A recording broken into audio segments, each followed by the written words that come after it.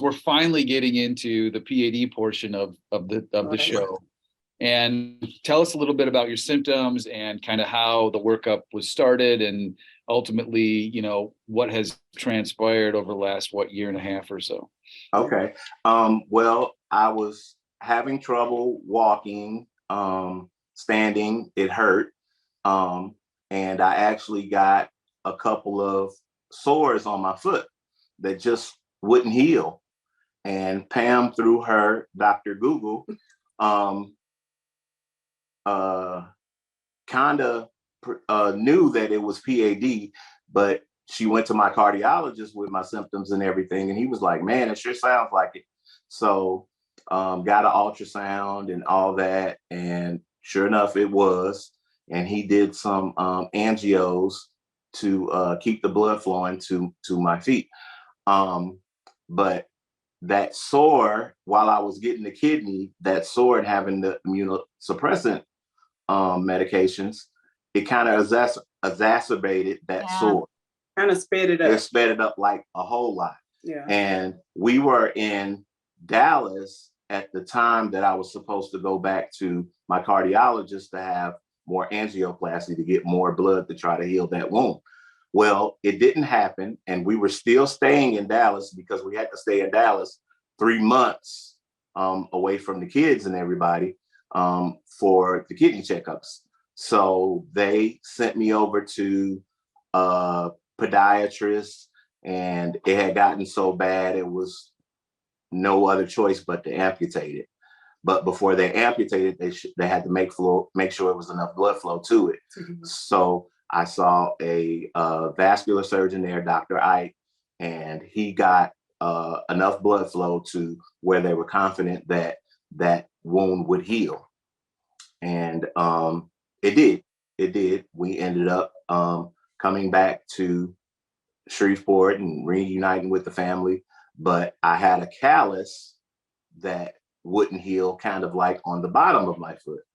Well, since we had a lot of doctors at Baylor, we went back to Baylor, and they were like, it's so bad that the one artery that we have going to the foot, it's almost clogged, and the only other choice we have to do is a cryo vein, which is it's a harvested vein that they connect one part to another part of the leg to kind of bypass it. Yeah, right. Yes.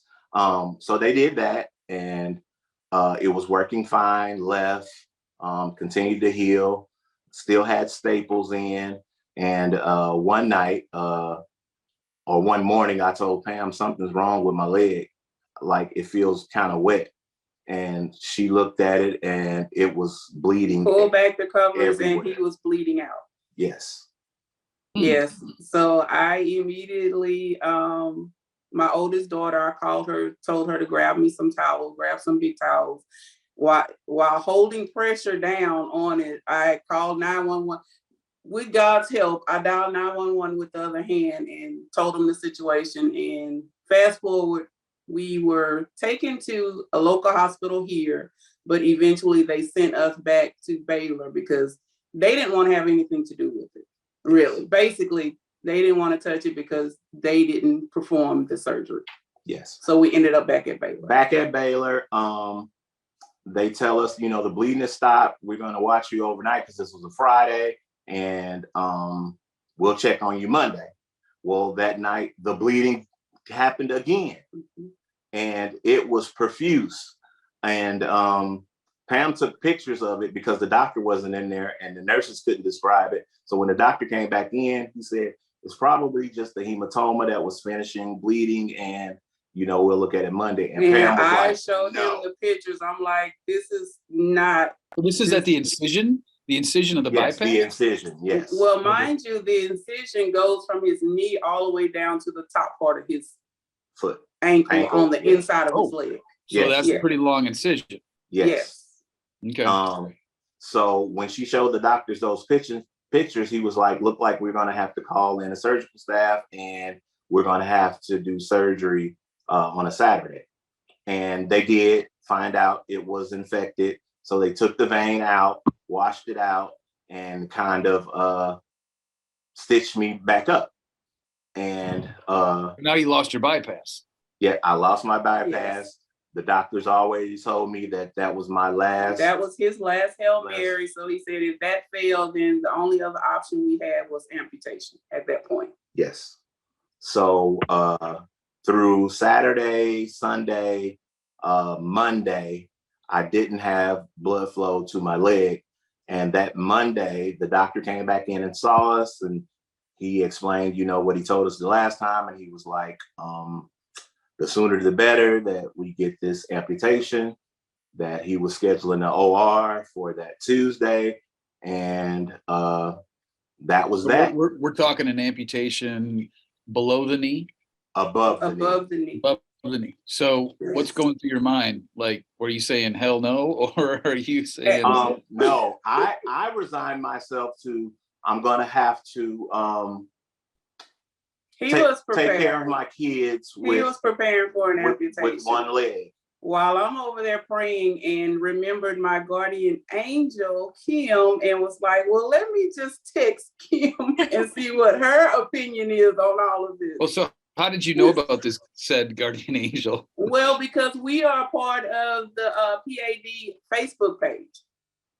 And I had been following Kim, I'm like, eventually I'm going to need this lady because I'm going to have questions. I knew I was going to have questions that needed answers.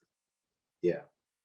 So while I'm on Amazon looking at ways to modify the truck so I can drive with one leg because it's my right leg, she's over there talking to my cardiologist, talking to Kim, talking to God, and through all those people, they ended up finding a doctor in Houma, Louisiana, which was, since we were in Dallas, it was about 5 or 6 hours away, and +3. Yeah, +3. So they was like that ride with my leg open probably wasn't the best option. So at a conference, our cardiologist remembered somebody who was in Dallas at another hospital that was doing some experimental work to get FDA approved for this new procedure for PAD. The deep vein arterialization, DVA, where they hijack a vein in what the calf, and they actually reroute blood flow through the veins into the foot. Well, Kim, what you don't know, and that we later found out, he was not a candidate for that procedure. So Dr. Sia actually performed a regular angioplasty. Oh, did he really? Yes. Yeah, I was curious about that because that's interesting. Okay. Yes. He was able to get blood flow back, and since then he's gotten blood flow back for all 3 of his main arteries. Yes. When did this happen? It happened September the 1st. So last month. Yes. Just going back to that callus that wouldn't heal. Right. We had home health coming out and wound care taking care of it, and somehow it just went downhill, and had to go back to Dallas, and Dr. Sia looked at it and he was like, I don't like the way this looks. I'm gonna let a podiatrist look at it. The podiatrist said, I don't like the way this looks. Debrided it a little bit, and it was down to the bone.